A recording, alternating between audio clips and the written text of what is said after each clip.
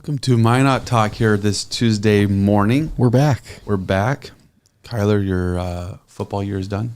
Effectively, yeah. Our junior high schedule is last year varsity this week, or last week of varsity. Was it a successful year? I enjoyed it, so Yeah. I would say yes. Right. Success-based. I had two goals going into the season. Yeah. I wanted to win one game, and I wanted all 13 kids to play football again next year. We won one game. Find about it. I got a feeling that not all 13 are going to play next year. But, hey, we got halfway there. And you didn't get James Franklin. No, I didn't get fired mid-season. Yeah, so you're all right, man. I'll take it as a win. We are joined today by our special guest, Alderman Mike Blessum. Thanks for joining us today. Yep, good morning. Good to be with you guys. It's going to be fun. Got a great discussion. We're going to go over a lot of the budget and a lot of the city council meeting from last Monday. A part-time gig in the last two city council meetings. You spent about 11 hours up there.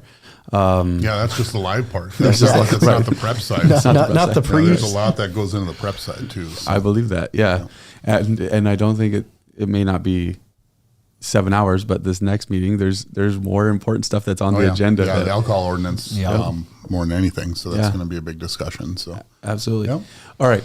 Budget, though, that is accomplished. That is completed. Before we get there, I have one side question from that. A really small thing. What time do you normally get there when you go to a city council meeting? So meetings start at 5:30. My office is 8 blocks away, so I usually leave at 5. So I'm usually there by 5:05. That's assuming there's nothing going on. I mean, we've had executive sessions before and stuff, but about a half hour. I'm sort of perpetually early for things. I'll show up and sit in parking lots waiting for a time for something to be. I don't like being late, so I tend to be pretty early. That's fair. This is good. This is good. All right, budget's done. It's put together. What are your first thoughts? I guess you've already had your first thoughts, but recap your initial thoughts of how you felt like the process went, and if you kind of feel like the budget is headed in a good direction. So I guess my first overarching thought is that we're returning money to the people. Mm-hmm. And I mean, I've been very clear from the day that I announced that I was running that was my aim. Yeah. It was to control property tax. It was to start to bend the curve on how our budget is growing and where we're headed with things. And I feel like this budget does that. And we can talk in a bunch of different details on how that goes. But, here's the thing for everybody to think about. The 2024 budget for property tax had over $28 million levy. Wow. In 2025's budget, we dropped that to 24. So we dropped $4 million, well, almost 20% off it.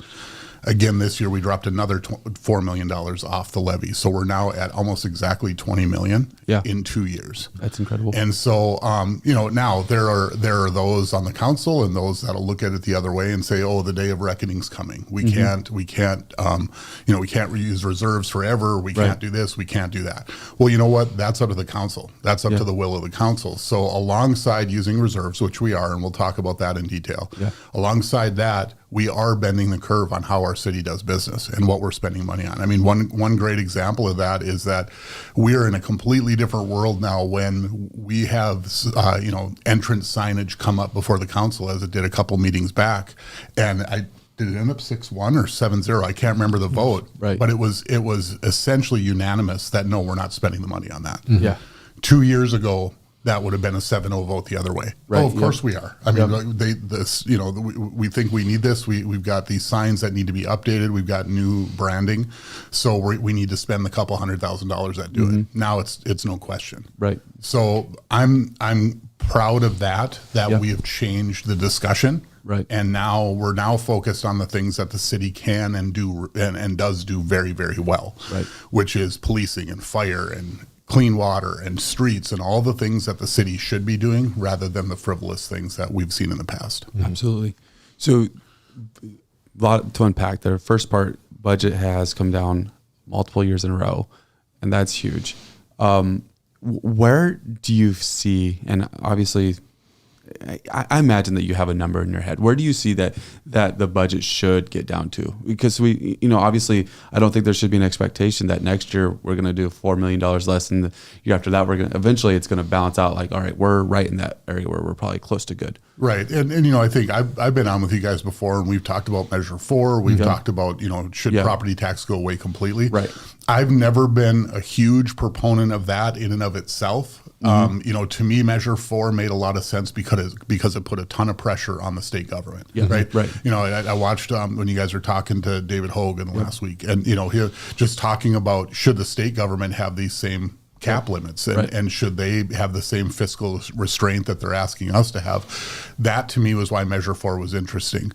Property tax is among the worst ways to tax because of the impacts it can have on individual groups of people. Right. I don't like the idea of someone who's elderly who paid off their house 20 years ago, who the only thing that can get them is property tax. Yeah. That's the only way that they can really get caught out, because there's other safety nets within our system that work. Right. And so, that to me is that. Now, but like you said, to me there is a point.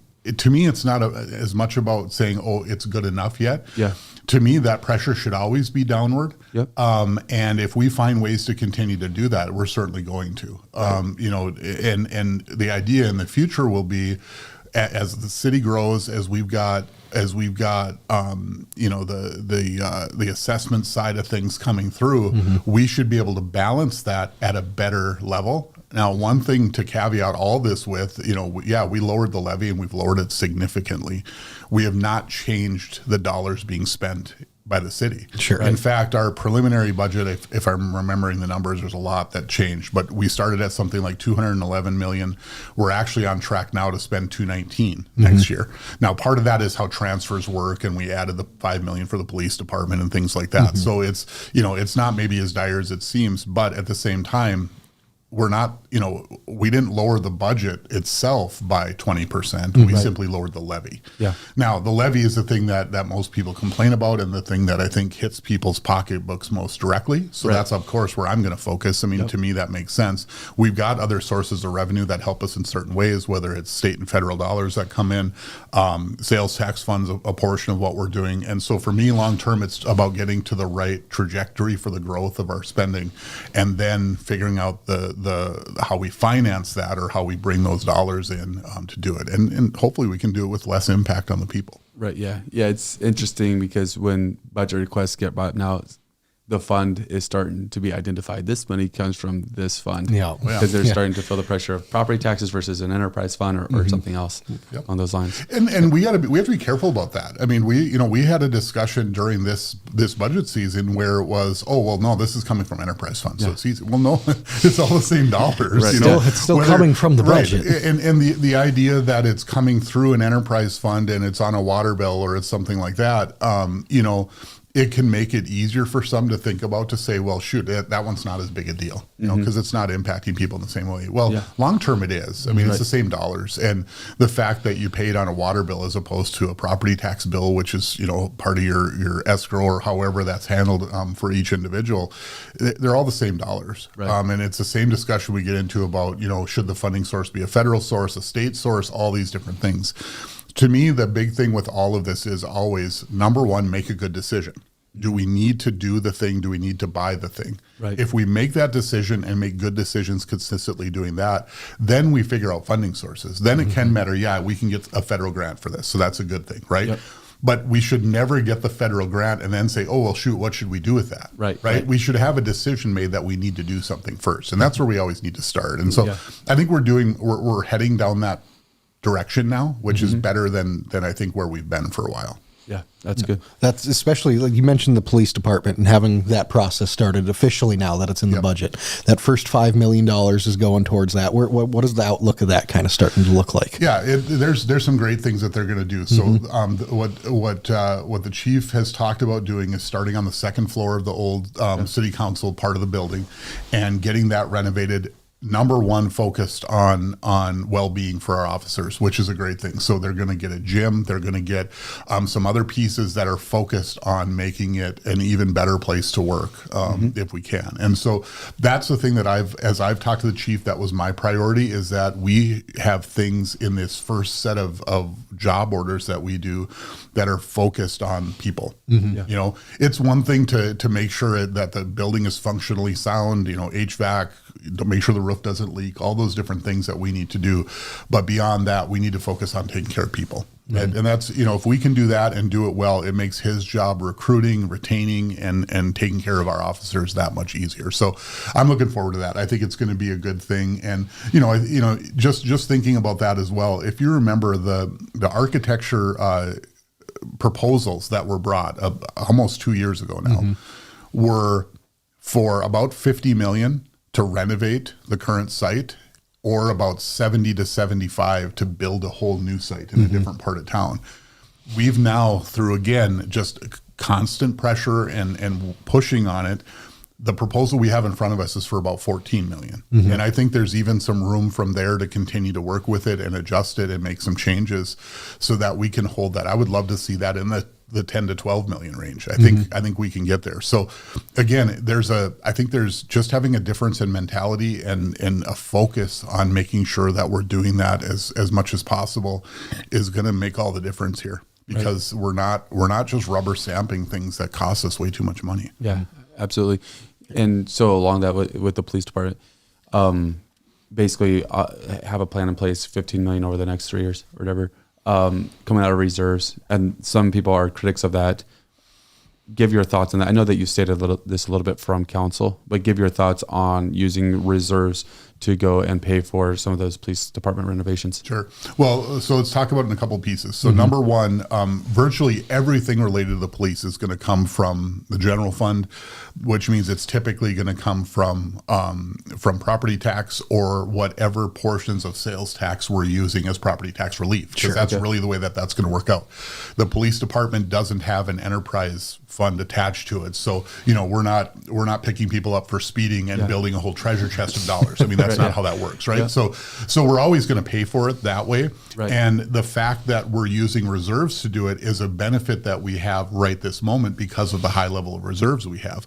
Outside, if we didn't have that, if we didn't have a huge reserve fund right now, we would be bonding it. We would be going into the market and saying, hey, we got to take on debt to make this happen. Now that's possible. That's and in certain interest rate environments, that's actually preferable. Right now rates are not great. And so right now we're better off doing that. So now let's talk specifically about this project. The interesting thing about this one is that, in my opinion, these reserves have been built by the exact department that's gonna see the money coming back. We for years continued to fund the police department at essentially a fully staffed level when we were running 15 to 20% low on our staffing. And so we continued to have more money dedicated to it than they could possibly spend because they couldn't staff it. And so that's where our reserves actually came from. Think of it like on a business side, think of it like profits. You bring in more cash and you don't have to spend as much. You're going to set aside money there.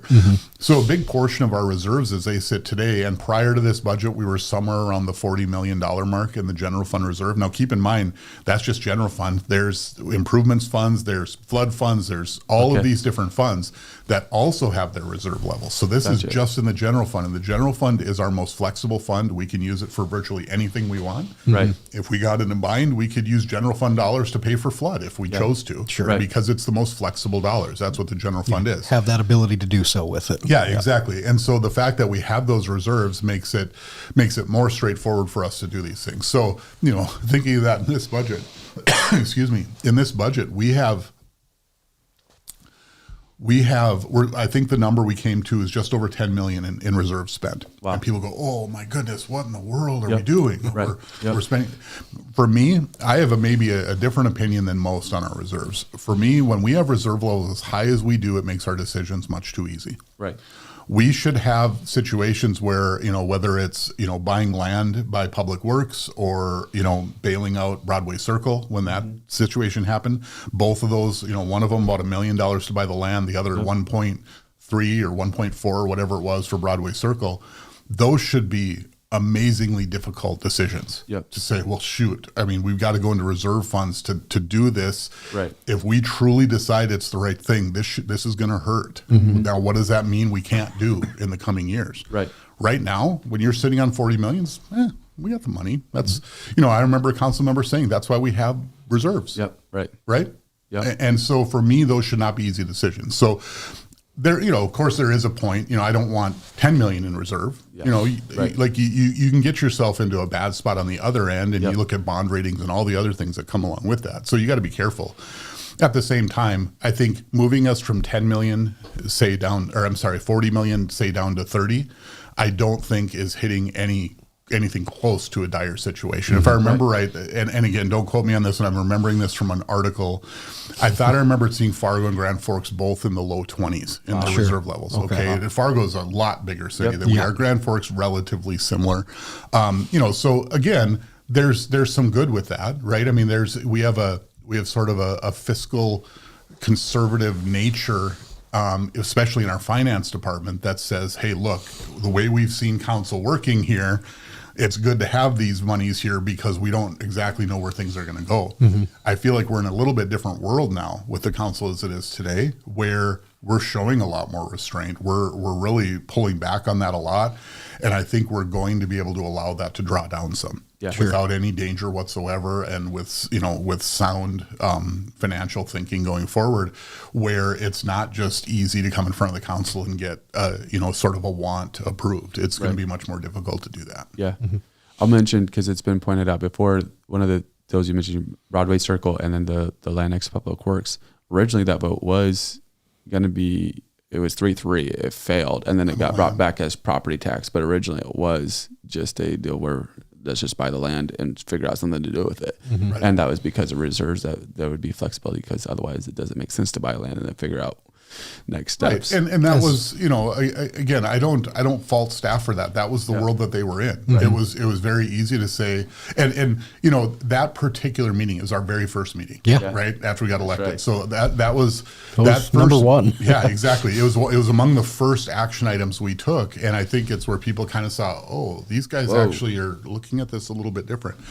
And in that particular case, it really was that. I remember asking the staff member who came up, so what are we going to do with the land? Well, we're not real sure. For now, we're going to just use it for some laydown area and put some stuff there, and we'll see in the future what. Yeah. But I think the mentality, and again, it's not that it's wrong. It's a different perspective. Is that, well, it's attached to the public works facility. If the city grows to double its size in 50 years, we'll wish that we had it, right? Because it's close by. Like, I understand that. I can't make those types of things. I can't make 50-year decisions. We're making 100-year decisions on flood and things like that. But on those types of ones, I can't just obligate us to do that. Now, as you said, it turned around, came back again. It was now a flood project, and now we needed to save $30 million on a pump station. It's those are the types of things that come up and get adjusted along the way. And if you remember, I still voted no. Yep. I mean, to me, I wasn't happy with that whole thing went down, and I was just ready to say, no, leave me out of this. I'm not being a part of it. Right. I have a comment that came in. This is an interesting idea, so we'll throw it off you live here. If you can create a legacy fund for Minot, see if you can create a legacy fund for Minot. Private investment for 5 years should yield rolling dividend income. Use private investors to prove it works, then roll it out to council. But go and create some type of a fund like that would eventually maybe work to get rid of property taxes or pay for other parts of the city. Is that something that would be a good idea for Minot? Okay, so let me say this. I haven't said this anywhere else. I've said a couple things behind the scenes about this. Our magic fund, as it sits today, with roughly $10 million in it, it could function along those lines if we chose to. Okay. We would have to do some things to make it work. Right now, if you were watching the other night, we were having this discussion about the sales tax dollars that were coming in, or the economic development umbrella, the 15% of the first penny. And there was a difference in the discussion of, is it 1.9 million that generates, or is it 2.3? And that has to do with the interest that's being earned. Okay. And so right now, the Magic Fund dollars that are sitting out there, it does earn interest. Now, municipal governments don't have the exact same flexibility that the Legacy Fund does to go and actually make more, I guess, robust investments. We have to be very careful. Like, our returns have to be very conservative. Exactly. Which that's all fine. I mean, it's people's money. We need to be very careful about what we're doing. Right. So the thought has come to my mind: is there something that could be done with the Magic Fund balance, with the full, rough $10 million-ish dollars that are there to generate these dollars? So let's say that is the case. It's 10 million and it's going to turn out $450,000 a year. What's the best use of those dollars if we had them? And if we could turn that into sort of a legacy fund style program, that'd be neat. Where you reinvest half of it and you let the rest of it grow. Now, right now under ordinance, we can't really do that. It doesn't really work that way because it's got caps in it and things like that. But something along those lines, it could be used, whether it's just straight for property tax relief. I mean, we could do it that way. We could do it as a fund for infrastructure when we want new development in a certain area. I mean, we're going to have this discussion coming relatively soon on should we be doing specials for development, and Pittner's proposal to do sort of a builders group, a discussion group, I think is a great one. Even though I know one of the main things it's going to do is it's going to push back to try to get money, public funds for development, which that's fine. We can have that discussion. My hope is that we find more things that the city can do to just make things go easier and work better. But dollars are gonna be a part of the discussion throughout. So I think there is some merit in that in that thought process, and we've already got a block of dollars sitting there today. Point. No, that'd be neat. If you could take, this is maybe a little off from where we were at, but if you could take the Magic Fund in a direction you wanted to take it, where would you go with it? Maybe that right there. Is that for me, it's hard because you think of where the Magic Fund has been and where it started. We maybe have talked about this with you guys before, but I spent 12 years at Delta Vacations at MLT. Okay, probably if I had to choose one, probably the most successful Magic Fund funded enterprise, right? Like that. I mean, it's still here, right? I mean, it's a few blocks away from you guys up here. I spent 12 years there in management, and it's fabulously run. Part of Northwest Airlines early on, and then eventually part of Delta, and provided a lot of great jobs for a long period of time. Outside of that, we don't see many other big wins, right? There were wins that occurred at the time that were good things. ING was a good thing when it came, right? And for the duration that it was here, that was a good thing. It employed people. It had great jobs. Where we sit today, I don't know. We have, there's potentially very big projects that are coming to Minot.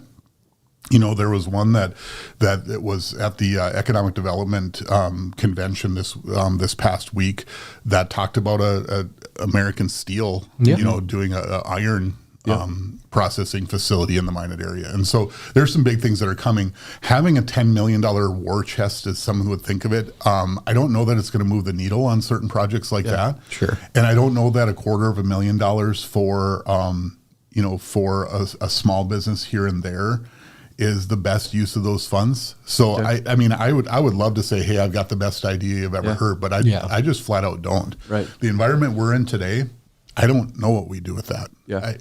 It's because I just don't see it. I don't see it as, with all my other philosophies around how we pick winners and losers with everything related to economic development, I can't reconcile that with, well, shoot, here's a way the city could use public funds to make a big investment that would really move the needle. Right. Because I don't know if it would. Some of this big stuff that we talk about, I want it to happen because I want free enterprise to work and I want businesses to come and do their thing. But I want it to also be a benefit to the people. I want the people of our city to say, wow, we live in a better city now because that thing happened. Right. Yep. And I don't know that we can point to those all the time. So how do you see, because economic development received a ton of attention at this budget cycle. The last two, how do you see economic development working? Is it something that someone won't like this part of the question? Is it something that is necessary? or do we have maybe a good framework for it, but maybe the execution? How do you see economic development working with the city involved in it? Well, my perspective throughout has been we need to minimize the role. To me, there's only two main things that you can do that will actually do anything, and that's create a low tax environment and a low regulation environment. That's it. Right. That's all we can do. Everything else that we do, by whether it's through sales tax or however else we're going to do that, pass through programs with the state, the Bank of North Dakota, whatever that is, all that we're doing is taking public funds from some source and we're shuffling them to, based on rules, and I'm not saying there's anything untoward being done, but based on whatever rules they are, we're choosing who gets those funds and they get them over others. And, you know, it was interesting the other night because there was a little bit of discussion back and forth about the facade program and, well, shoot, has it finished up what it's supposed to do in downtown? And, you know, now maybe we should look around the rest of the city. And I'm sitting over there going, no, like, to me, this was never about fairness because I want more people to get the public funds. We shouldn't be doing it in the first place. You know, and this is the analogy I use, and it's a little over the top, but it's the easiest way for me to always think of this is I think of a single mom who goes and buys her kids their school clothes. Okay, she's making $30,000 a year. She's got to go buy school clothes because they're going back to school. When she pays her sales tax on those clothes, those funds go to fix up buildings in downtown. I can't justify that. I just can't. Okay. Like I could see it. I think that was a little bit of what maybe the question online was asking a little bit is could there be sort of a private version of the legacy fund? You know, if you want it to be managed by the chamber and they want to get a whole bunch of business owners together, all the chamber members, and, you know, you double all your fees for the chamber, but then half of that goes to this fund that helps do these types of things. Fabulous. Let's let the private sector take care of that. Let's let the Downtown Business Association be a part of how you figure out how to do all that. That's all great. I don't like diverting the single mom's funds. Now, there are those that would say, well, shoot, she likes to go to the nice stores downtown, right? Or she likes to go to the restaurant as well. And I get that. But the other part of it is that, in my opinion, we have spent money, whether it's Renaissance Zone or facade programs or any of these types of programs, we have spent money doing nothing more than offering a coupon to someone who's already walking out the door with a TV. Okay, I mean, you think of that at Walmart. You're wheeling the TV from the back to the front, and the guy comes running up and says, "Oh, I see you're buying that. Let me give you this coupon. It's going to get you another $25 off."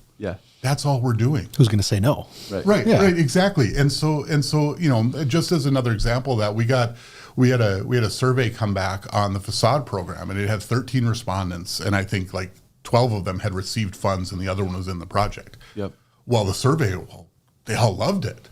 Well, of course they loved it. I mean, they all got a check. You know, they either got a $180,000 check or a $100,000 check. I need a survey that asks the single mom buying school clothes what she thought of the facade program and the dollars going to the developers downtown. And again, I love it that the developers want to develop our downtown. I think it looks great. I mean, one of the things you can say is the program has worked. Because it looks nice. Well, if you spend money, it's going to look nice. I mean, that's how that works. And the point that I brought up a couple meetings back, man, they all blur together. I can't even remember how long ago it was. Where that thought process leads you, though, is why would the city not just go buy those buildings and fix them up ourselves? Right? So if we could go buy a building at $40,000 right now, spend $40,000 there, and then spend even $180,000 of facade dollars or whatever it is to upgrade it, get it up to code. You know, we would make sure then that it's meeting all of our requirements, how it needs to look, that it meets the international codes that we want it to, and then we flip it and turn around and sell it. Why would we not get involved in that? Right. If our main aim is to make the place look good, why would we not do that? And I think a lot of people go, whoa, that's the government stepping a little too far. Rightfully so. But why not? I mean, that's essentially what we're doing. I mean, what we've done, if you look right now, we've got multiple facade and Renaissance Zone properties that are now empty and up for sale. Okay, so what we've essentially done is aided these building owners in their flip. That's really what we've done. And so, hopefully the next buyer of that building puts it into use and we get some great stuff out of it. But again, to me, none of that justifies what we're doing. To me, and I hate to say it this way, but it's really not even close. I would, Renaissance Zone, at least you can say, hey, we're foregoing something. There we're at least saying we're taking a little bit of a flyer here, hoping that it works, right? The direct dollars of facade is just off. And, the Renaissance Zone Committee will be working on some adjustments to that. Brian Billingsley talked about, adjustments, and really the idea is let's make some adjustments with an eventual sunset of the program, because it's served its purpose. If in the Central Business District, if you haven't decided to become a part of it so far, you better get to it quick here, because we're going to be moving towards that direction, because it's served its purpose. Right. And so that's just one whole side of that. There's a lot of other stuff related to economic development that, I think pretending that the government, can do just wonderful things here, I think is a little far-fetched. There's some things with the Flex Pace program and things like that with the Bank in North Dakota, where small businesses can get their interest rates brought down to try to expand. And, I think that there's some things there that are closer to workable. Yeah. But again, I still come back to this idea that, we own a building. We just had to put a roof on the building that we own. And it's not in downtown, okay? We don't get any of those perks. We're not in the Central Business District. So you know what we did? We went to our bank and said, we need to do a roof. Right, exactly. What can you do for us? And then we shopped it a little bit. We figured out the right way to go about it. Right. We worked with the other business that we own to figure out how do we move the money to do the things that we need to do. And we got it done. Yeah. And the roof's done. Right. Okay? What would help us is I'm not looking for that grant or that low-interest loan.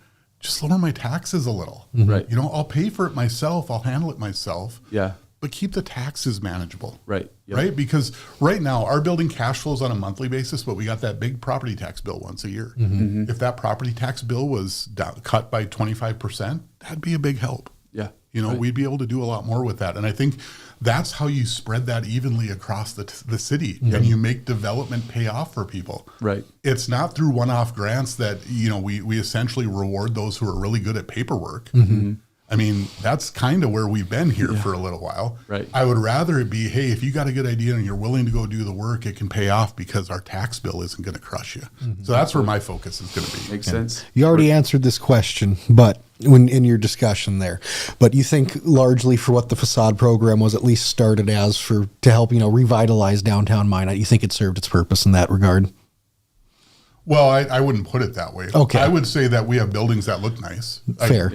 But like I said, if and I don't know what all the numbers are right now, but if we had a few $1 million to spend, we could go make some buildings look nice. Yeah. Right? I mean, that's easy enough. Why not just divert public funds directly to go do it then? Yeah. And flip them. So I would say the intent that the creators of the program had, absolutely, it did what they intended. You bet. Now, would it have done the same thing if it was 30,000 like Mandan's program instead of 100 or 180? Yep. I don't know. Maybe. That's the interesting part. And that if you look in that same survey, what you've got is you've got people saying, yeah, you know what? The dollars were the driving force was just like one or two of them. The others said, I probably would have done it anyway, but this was a big help. Mm-hmm. And again, so we're handing that coupon as you're walking out the door. Yeah. Mm-hmm. And Renaissance Zone is certainly that. I mean, that, again, to me, this is why, as I was down pushing on House Bill 1176, the property tax and the cap bill, one of the things that I pushed on the House Finance and Tax Committee on was removing these types of incentives. Because Renaissance zones are authorized in state law. Mm-hmm. Okay. The city of Minot cannot do them, or our local area cannot do them, except that they are authorized. Yeah. The state could definitely walk in there and say, look, we're removing the authorization for Renaissance zones. And there's some, there's writers out there, people that I don't always agree with, but are on my side on that say, look, the cities are doing this to themselves. Right.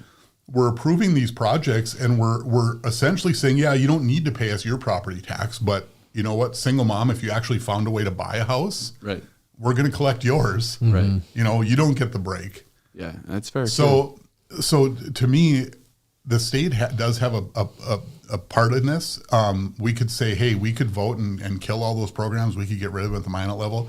But I got all kinds of people telling me, oh, that would be terrible. We would be uncompetitive. And, they would choose to do a project in Fargo instead of Minot. Mm-hmm. Well, if they're really in a position where they could do one or the other, they're probably going to choose Fargo anyway. Right. I mean, that's just the way it is. Odds are. Yeah. And so for us, what we've got to focus on is the developers that are focused on Minot, the people that do want to make their investments. How do we make that work as good as we can for them? That's where Paul's process, I think, is important. We need to learn more about how those processes work.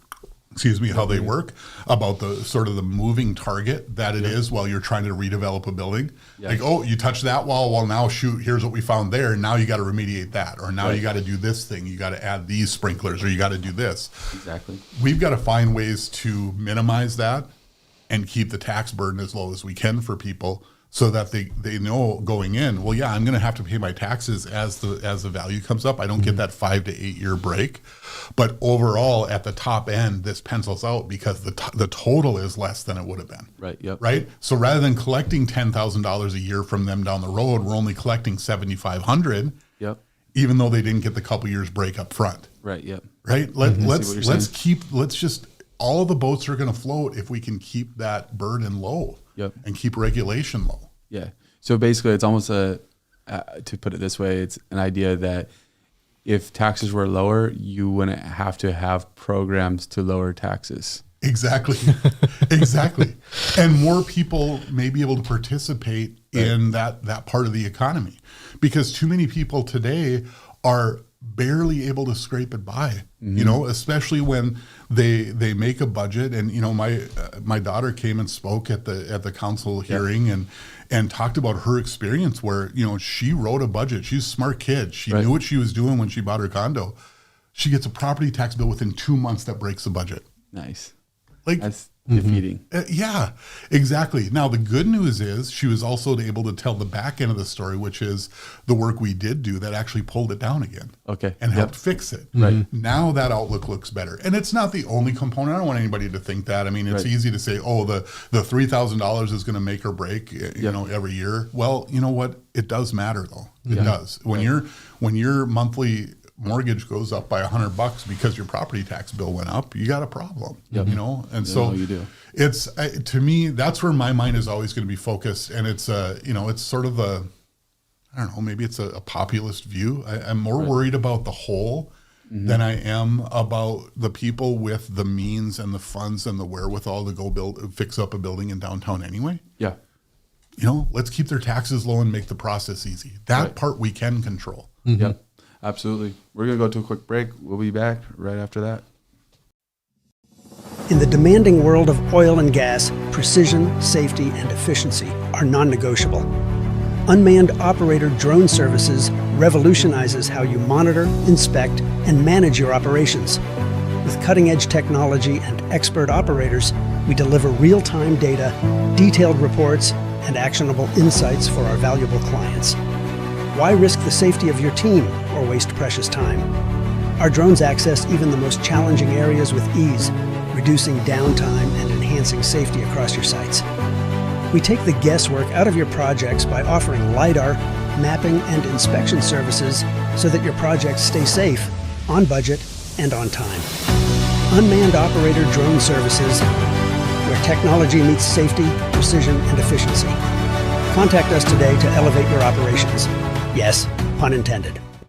Enjoy Minot's finest authentic Mexican cuisine with a view at Mi Mexico. The rooftop patio is open and ready for you to enjoy a margarita or other cool refreshment along with genuine mouth-watering Mexican entrees. Mi Mexico, South Broadway. Hey, there it is. You going for Me Mexico today? I love Mexico. He loves Me Mexico. Okay. Can't go wrong. We are joined today again by Mike Blessum. Been good discussion about, well, we got into economic development. We kind of hung out there for a while. Yeah. But we were talking That's about kind of a lot of what the budget discussion was. That's true. Right. There was a lot of discussion around that. And there's still more to come because, there's still a portion of the council that wants to put that on the ballot next summer to create a sales tax for public safety, another half cent. So we'd go from 7.5% up to 8% overall. And, I I've been very vocal that I don't agree with that approach. Now it's interesting because the fire chief was on news show the other night and was advocating for that. So we've got it's starting to ratchet up and some pressure here. So we'll see. I think it'll come before the council. I don't know how that'll work out on council because we have the ability to put it on the ballot. We've already held a vote that I called for a couple weeks ago where we could do it ourselves. We can just do it. Yeah. Like the council can put that sales tax in if we choose to do it. And that went down 7-0. So it'll be interesting to see what happens when we say, well, let's see what the people think. Will the council want to do that? Yeah. Or do they still have those same convictions that said, I don't want to do this? Right. Yep. I don't know. We'll see what happens. Now, what I would say is a better approach to all of this is if the people want it, put together a petition and put it on the ballot. Right. Because the people have the ability to do that. And we see them do it. And I would like to see them do it. And then we can have that discussion in a public setting and it'll be just like the park board one was, where people will decide, do they want to add this additional tax or don't they? Right. And so for me, my point is on it long term, fire, police, those types of things, we're going to fund them. Right? Sure. We had that discussion a little bit ago. Those are the fundamentals of what the city actually has to provide. That's the way that it works. Yep. And so we're going to do those. Yep. Now, does that mean that we're going to have extravagant funding? I don't think government should be extravagant anywhere, right? We should meet needs and we should look at wants and determine how they fit our budgets. And as often as we can, we're going to meet those needs and we're going to make sure that they have the equipment and the ability to do what they want. But, just saying, hey, it's all broken right now. We would just be fine if we had another $6.5 million coming into the city. Everything would be great. I just don't believe it because we're working on a $211 million budget. We're working on a general fund that's $70 million. Right. You're adding another 8%. Is that going to be the savior of all this? Or is it good fiscal responsibility and holding costs in check and making sure we're doing this the right way? The revenue side is not the problem. It's the spending side. Makes sense. So hanging out in economic development just for a little bit longer. One of the big things that it seemed like came up was the funding source for what the city is currently putting into economic development. That is between what you're talking about, the sales tax, or whether that would come out of the general fund. Kind of break down where you stand on that. Again, I understand some of the stuff has been stated from the dais, but sometimes in this, it's viewed a little bit more understandably. And I can give it a little more color this way. Yep. So my take on the entire thing is that if we've got a leaking roof on a fire station or at the police department, that we should look at that because it is the same dollars, using the same dollars that it would take to help someone fix up a facade in downtown. Yeah. Okay.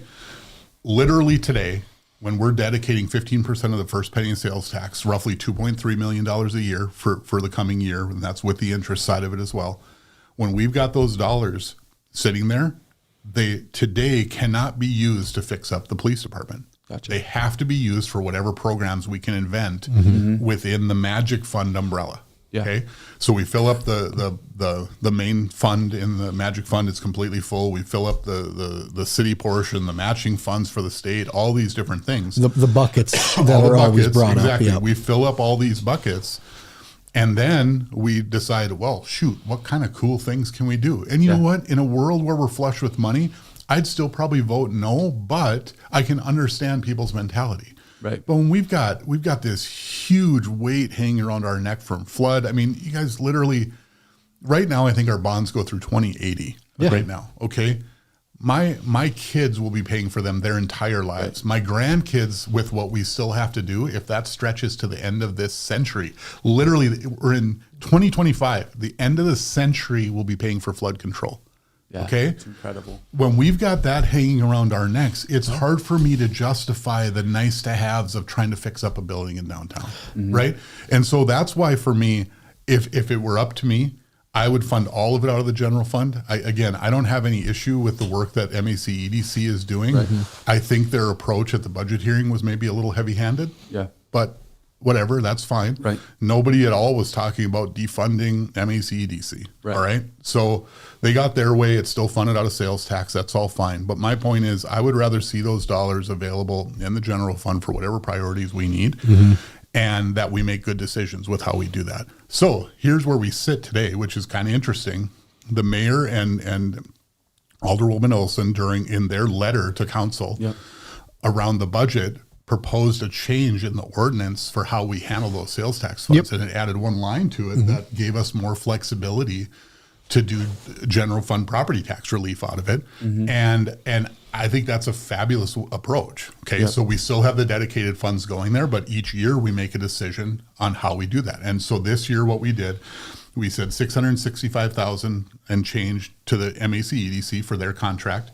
We left $200,000 in the facade program, which again, I will vote against keeping it going. I will want to sunset it. But for those that are already in the pipeline and already acting in good faith, the program is there. So we'll fund it. We need to make sure that we fulfill our obligations. Not gonna pull the rug out or anything. Exactly. So that 200,000 is there, but we were able to take the rest of it then because we didn't have this amazing idea of things we could do with it and move it to the general fund. And now we're using it for property tax relief, and people are going to have a few dollars back in their pockets, so that the single mom, if she does own something, can use those funds and maybe go to a restaurant or go spend it in one of those businesses downtown. And that's really what all this is about. I want to leave more of the dollars there because that's a huge part of this equation about how we make the economy run is people actually have to have money to spend. If they don't have money to spend, we can have beautiful buildings everywhere, but it doesn't do us any good because nobody can spend anything and none of the money is rotating through the economy. Right. No, that makes sense. Yeah, you make a great point. You want to try to keep it without pulling the rug out from anyone, but also I'm not here to hurt anybody. It doesn't need. Is it necessary to continue into the future? Right. Yeah. Right. Going into another thing that receives some, it seems like every budget there's like one main thing, and it turned into economic development. But right away it was the VERF. Sure. That was a big thing. A huge deal that was new. It was going to be a substantial investment. And it received a lot of discussion. And what the VERF was, Vehicle Equipment Replacement Fund, where rather than as a vehicle needed replaced, approving the money to replace that vehicle, there'd be a budgeted amount that'd be set aside every year based off anticipated vehicles needing replaced. And they had their own formula for that. That eventually got worked back down to where it has been in previous years. Kind of explain what the hesitation was about the VERF. And I'm one of the main, I guess, opponents to the VERF. But a couple of caveats to that. Number one, we've hired a fleet manager. Okay, so we have somebody whose job it is every day to focus on this stuff, and that's a good step. Okay, that's a good thing because now we're using some systems thinking to figure out how do we go about this process. Because, as I talk to friends that are, whether it's the implement world or heavy equipment world who understand this, you're in this constant world of, okay, is lease better than buy? What are the rates looking like? At what point does the useful life of a piece of equipment, you can still get a good return on selling it or trading it in, whatever it is. There's a ton of math and science behind that matters an awful lot. Fleet manager is going to do that. That's exactly what that is. Okay, so I'm fully behind that. The VERF itself, I had heartburn with because the VERF, in my mind, once you implement it, you're essentially saying, look, the way that it was posed to us this year, and I can't remember the date, so don't hold me to task for that. But I think, if I remember right, we were replacing everything older than 2013. Okay, give or take a little, whatever it was. Yeah. The idea there is that if we've got a truck from 1994, still fine, relatively low miles, really doesn't take too much maintenance because it's kind of pre-electronics. Exactly, right? It's kind of an easy one to take care of. Has a specific job that's not used a ton for it, or we're something. Putting it on the list of saying just because of its age, we're going to intend to replace that. So.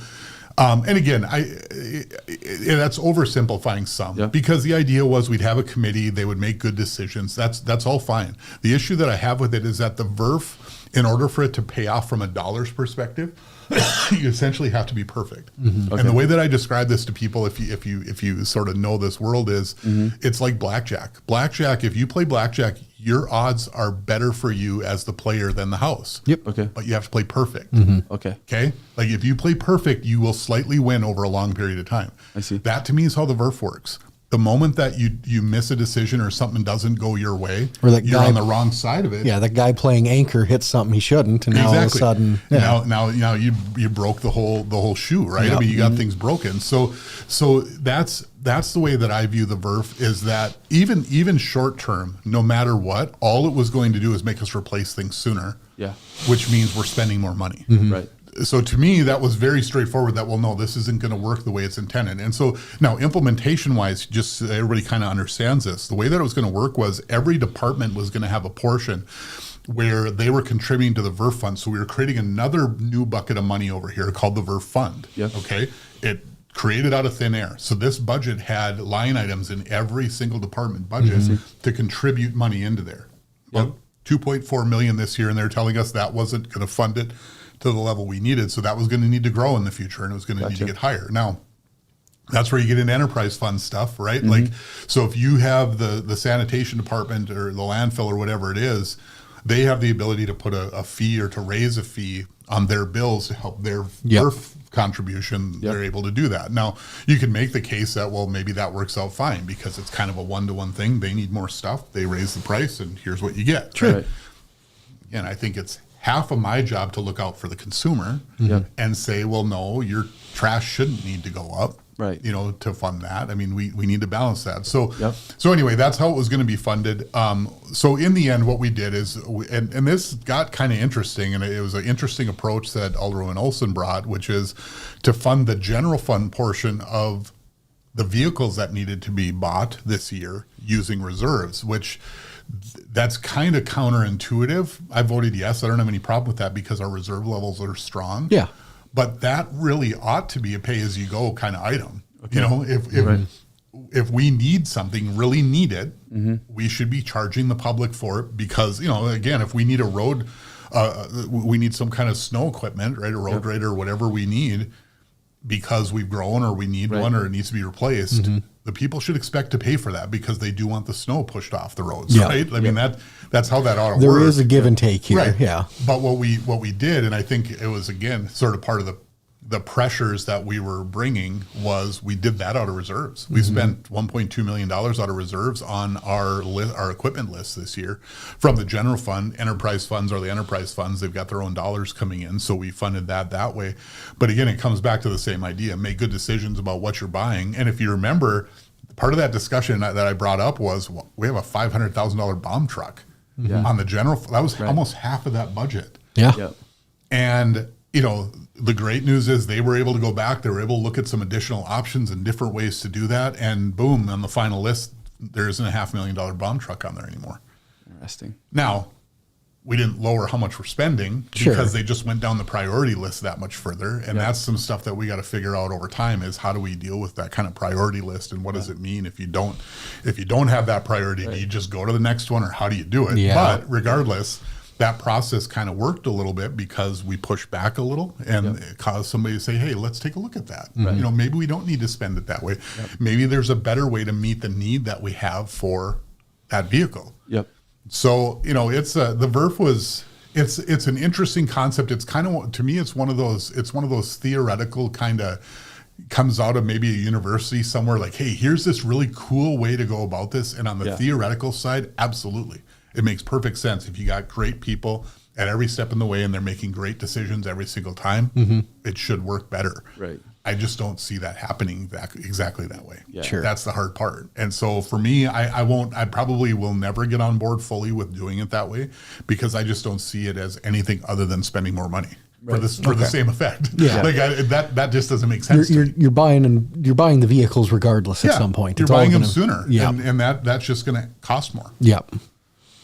Maybe final topic, maybe not. We'll see. Well, we could do like the speed round here. Got for sure. A couple little things. Just do a quick touch on. $7 million over reserves refund is what I believe it was. $7 million was the total number that you mentioned last budget session. Now this was something that was identified that was over. Just so it's clarified, and you're probably gonna have to clarify what I say, and that's fine. But it was over the legal amount that is imposed by the state of how much we could have in our reserves. We're over this amount, and so last year there was a part of the refund that went back to the people was that. This year there was a $2 million that was approved, and then there was the rest of it that got approved. So kind of, I want two thoughts. One is, are you happy to see this accomplished? I'm sure we know the answer to that.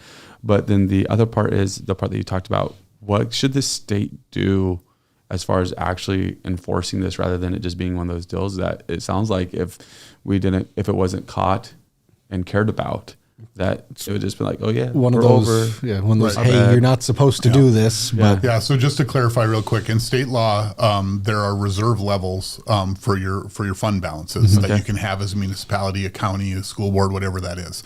Those reserve levels are written into law, and right now it's 75% of your full balance. So let's say that our general fund budget is 60 million for a year. We can't carry any more than 45 million in reserve on a $60 million budget. So it's 75%. So for the year 2023, the city of Minot got an audit finding. So Ide Bailey does our audit, and we had a big audit finding that said we were in material non-compliance with state law. Okay. To the tune of $7.2 million. Yeah. Okay. And so last year in the first budget I was a part of, I brought a proposal that gave back 3.6 million of that, almost exactly half was the point.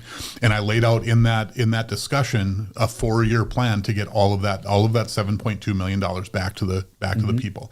Because kind of to your other point, to me, what the state should do with that is they should say, from the moment that it's identified, whether it's in the audit or wherever it is, you have X number of days, let's say 120 days, to return those funds to the people. I see. For me, what should have happened the moment it was identified and sort of proven that was the case, the check printer should have started running in City Hall to send out checks to the people. Okay, sure. Okay? Yeah. I mean, that to me, when you're in material non-compliance, now the finance team, again, they understand that a little bit differently today, and we probably would never have that happen exactly that way again. Yeah, because there's things you can do with our funds to move money where you need to and all that stuff, which it is what it is. Yeah. But the point of it is that the moment that was found, if the state law isn't going to have any teeth to it, because as you said, there literally is none. It just says you can't do it, and that's the end of the discussion. There's not a what happens if you do it. Yeah, and we've got that in a bunch of different laws. So to me, that would be the remedy. That would be the best remedy. Yeah.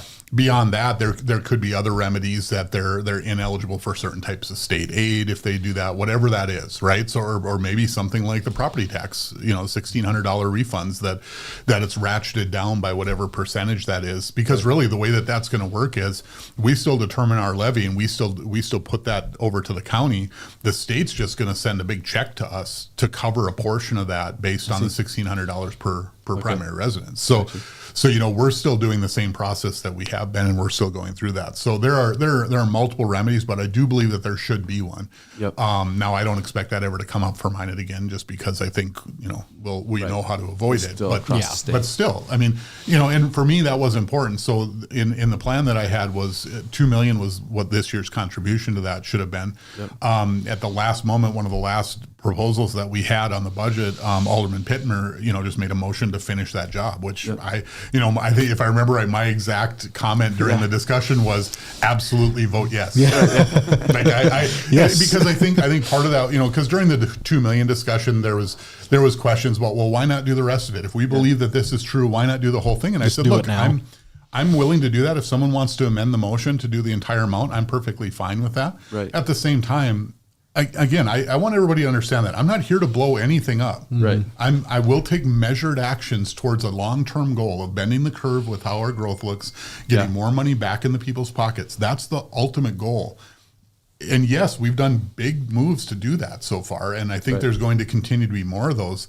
But I'm not here to break things. Right. Okay. So I'm willing to do it in a measured fashion.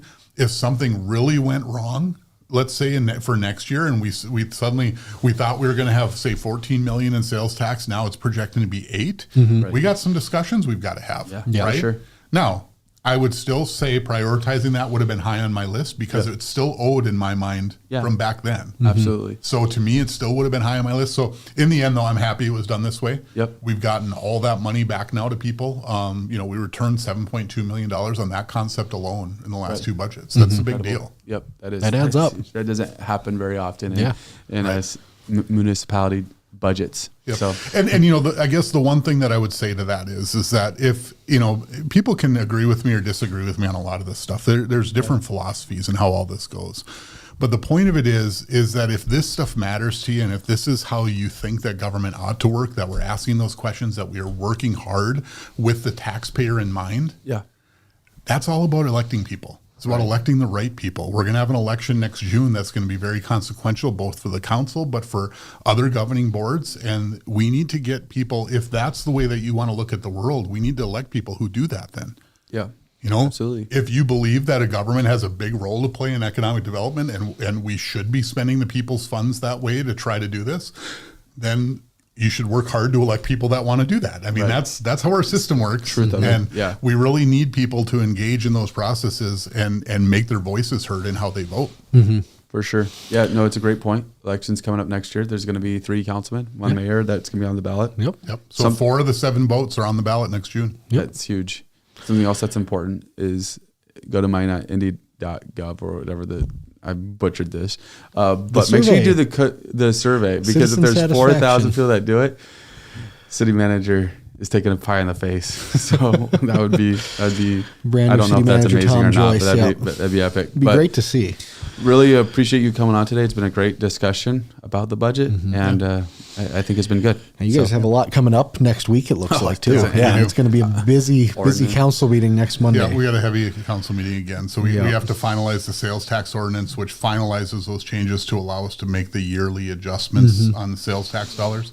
And then we've got 2 parts of the alcohol ordinance that are on the agenda. So again, they're, this is the kind of stuff people, if you watch it online at least, keep up a little bit. I mean, I don't expect people to watch 4, 5, 6, 7 hour council meetings. That's straight fine. The whole time. Yeah. But the point of it is that you can jump to things that matter, and take a look at pieces that you care about, because I always said, if I ever got involved, I didn't want to do it on a city basis, because to me it was much too close to home. You're making decisions that affect your neighbors right directly. At the same time, what I've found is that it's one of the places where I can have the most impact. Sure. So, and I feel like that's what's happening. Maybe some would say for the worse, but that's okay. I mean, I'm going to do what I think is the right approach. So, it does matter. It matters that people watch, they get involved, that they vote, that they let us know what they're thinking. Absolutely. Comment by Zach. I tend to disagree with the way Mike sees these things, but his message on this process is good, that's the healthy civic engagement we need. And that's the thing right there. And I want to say this because it's kind of been in my bonnet overall over the last week, is there's a lot of things that happen at the dais. There's a lot of things that happen in the city of Minot, in the state of North Dakota, and whatever. But at the end of the day, we all see things probably a little different on how it could be accomplished. I think generally we have the same goal, although we may not agree with the different ways. I understand that there's a little bit of disagreement. That doesn't mean that politics needs to turn personal, especially from the people. You let politicians be politicians and do their thing, but we as a people, if you don't agree with somebody, vote them out. Get them out of there. Right. Create a campaign. Get them out. Whatever. But don't make it personal at the people. That is our system, right? I mean, if we lose that, and not to pull this back in, but that was the essence of Charlie Kirk, right? I mean, that was like, he literally said that over and over and over, that when we lose the ability to talk, that's where violence comes from. Yeah. And we all have to understand that. We have to make sure that we're having those discussions and that we're really talking it through, because that's the best way to get to good policy anyway. I don't make any bones about it. I've got a perspective on how I want things to go. Yep. If I was king and I just implemented them all, it might be a little too far that way. Yeah, you know what I mean? That's the truth of it. Absolutely. But at the same time, I think we need that voice in order to pull in that direction. Because sadly, I think on the council especially, we didn't have that voice for a while. We didn't have the person who was saying, "Whoa, what about the taxpayer here?" And I think now we're better balanced, even though the discussion maybe is more strongly the way that I would look at it. But I think that's healthier. Right. And long term, it's going to give us a better perspective on where we're at. Yeah, absolutely. Very good. I love it. You good, Kyler? Great. Gosh, I'm not going to ruin those words with something over here. Sounds good. All right. Well, thank you for coming on again. Thank you to everyone for watching this episode of Minot Talk here at the Dakotan. We're live every Tuesday and Thursday, so we hope you join us this Thursday at 9 a.m. We promise this Thursday. That's a high bar to meet, I guess. But join us Thursday at 9 a.m. for another live. We will have a couple podcasts released this week. Be sure to like and subscribe. Join the Dakota community. Thanks. Have a great day.